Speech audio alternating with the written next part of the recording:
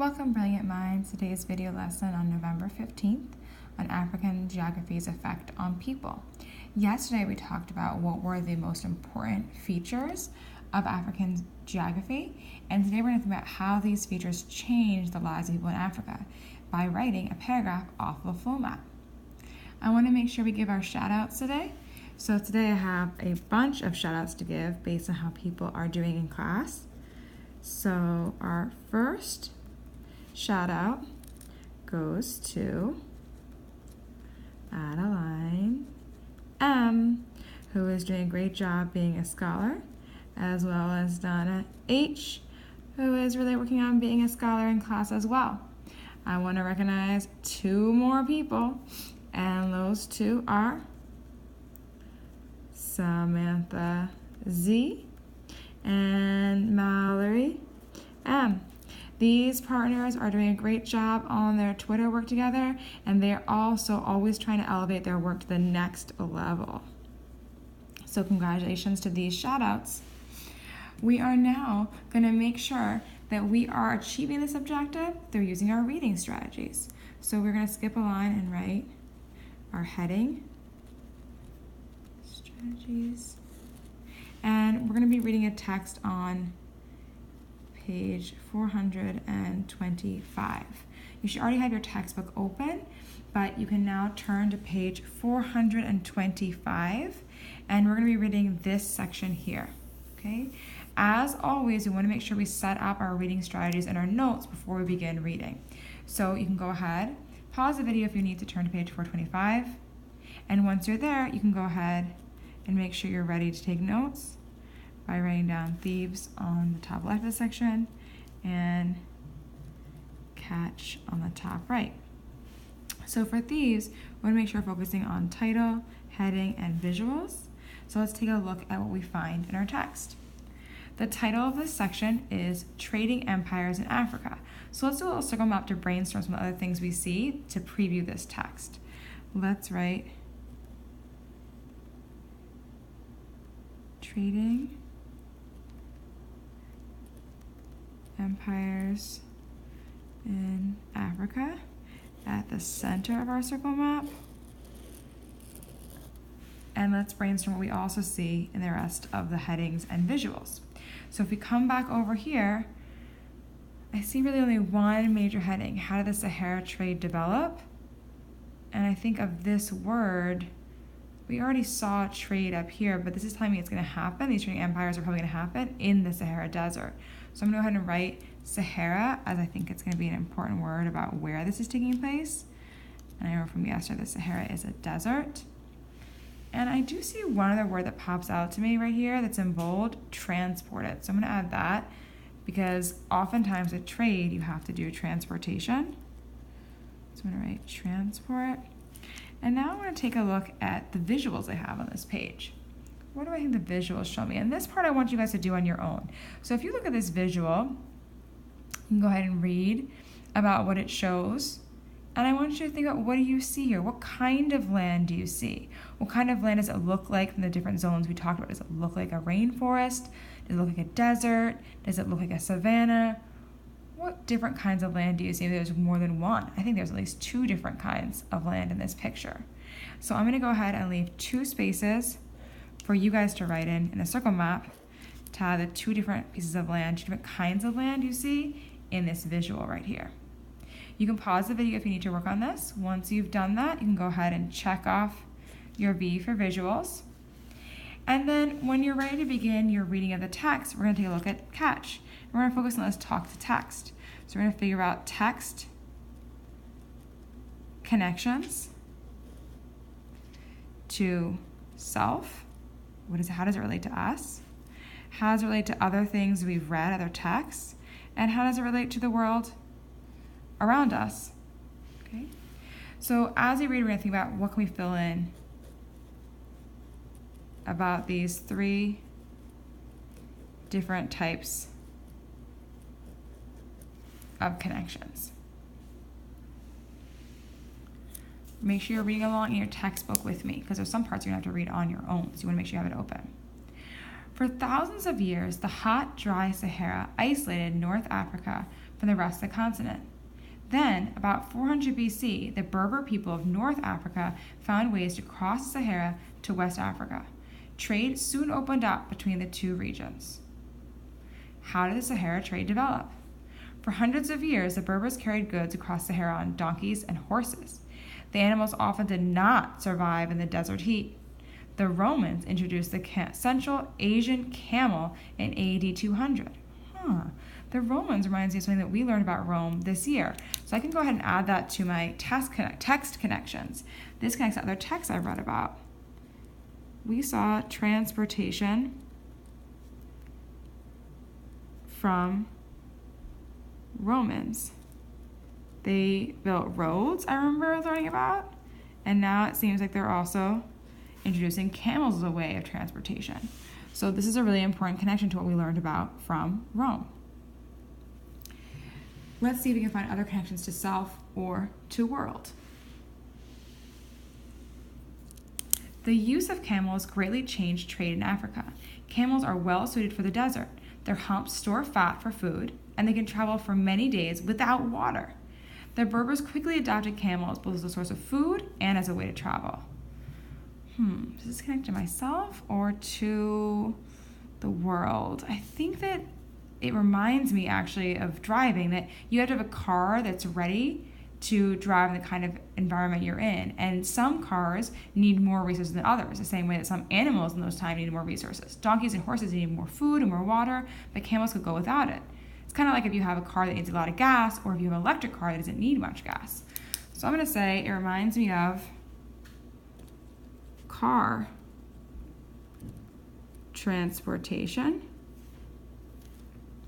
because electric cars need no gas, the same way that camels need no water. Okay? Like camels need little water. I'm going to leave this self one blank because I want you to think about how it relates to your own transportation. What kind of transportation do you use in your life that's important to you? Go ahead and fill that in about how it connects to your own transportation in your life. If you need to pause the video now, you can, to make sure you're filling in this connection to self.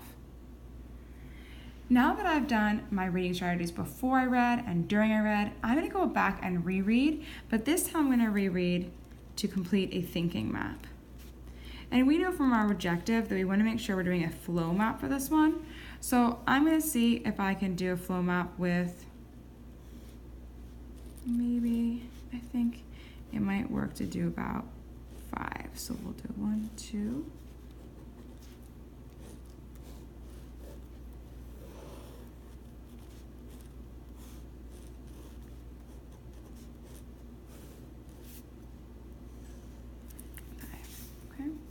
And let's go back and see if we can turn what we read into a flow map. So we're going to start back at the beginning of the section to reread. For thousands of years, the hot, dry Sahara isolated North Africa from the rest of the continent. So right here, I think I might have even 2 boxes. It's talking about what one thing led to the other. The hot, dry Sahara led to North Africa being isolated. So right here, I can put my first box, hot, dry Sahara,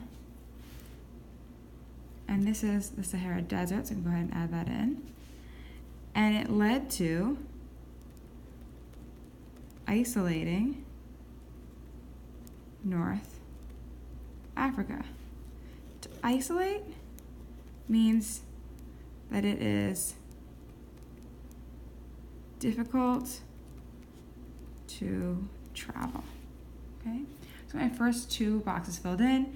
The hot desert was difficult to travel in because people had a hard time crossing it without food or water. Let's come back and see if we can add to what that led to as a result. How did the Sahara trade develop? For hundreds of years, the Berbers carried goods across the Sahara on donkeys and horses.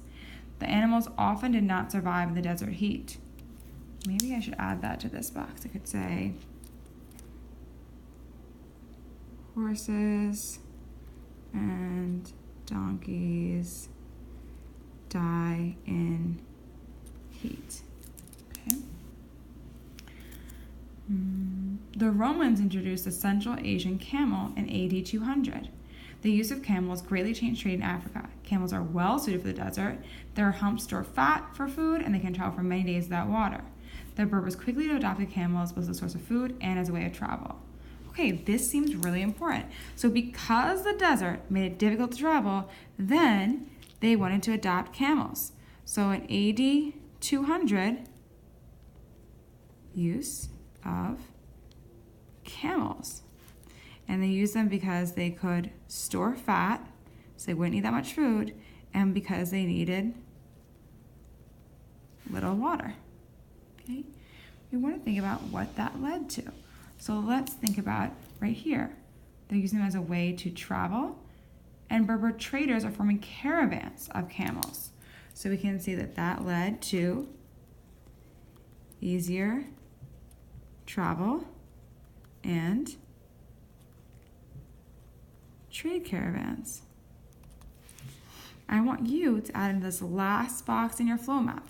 This means you're going to need to come back to this last section, and you're going to need to make sure that you're reading these last two paragraphs to figure out what that trade led to, okay? And as you're reading, I want you to think you can figure out one positive thing and one negative thing it led to. So in this last box, I'm going to put a positive and I'm going to put a negative to see if you can figure out what's one positive effect the trade had and what's one negative effect it had. If you want to pause the video here now to do that, you probably should before you're ready to move on to your proving behavior. When you are ready, you're going to turn your page over and you're going to take notes on your proving behavior. Your proving behavior was to write a paragraph off of that thinking map. So we're going to start off with a sentence starter to get us going. So our objective was to think about how geography changed the lives of people in Africa. So let's go ahead and turn that into our first topic sentence. Geography changes the way people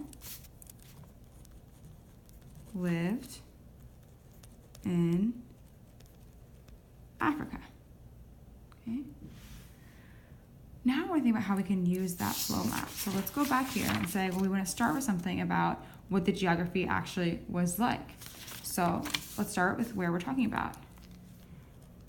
For example, in North Africa, the land was mostly, and you're going to go and fill in what you think the geography in the land was mostly like in North Africa based on what you saw in your flow map. We then want to think about what this land made it like for people who lived there. So let's do another sentence starter. This land made it difficult for people to think about what it made them difficult. What it made difficult in their lives. Then you want to make sure you're using that flow map to help you. What did it make difficult in their lives? And when something's difficult, we always have to learn something new. So then we want to think about maybe they had to learn to. Okay. And make sure that with every sentence you're going back to that flow map to think about what you can add from your flow map. Remember, you can always pause the video to add to your work. And then last, we want to think about what this led to. This allowed them to blank. Okay. And again, to finish this paragraph, you want to make sure you're adding from the end of your flow map with the ideas you took on the notes in the two paragraphs you read on your own. When you've used your flow map to complete this paragraph, or one in your own words, even better for 4, then you have achieved your objective. I hope you're proud of the work you did today. And if you're listening, you can get a special bonus prize for making sure that you're telling me what your favorite celebrity is and putting a star by it. Have a great rest of your work.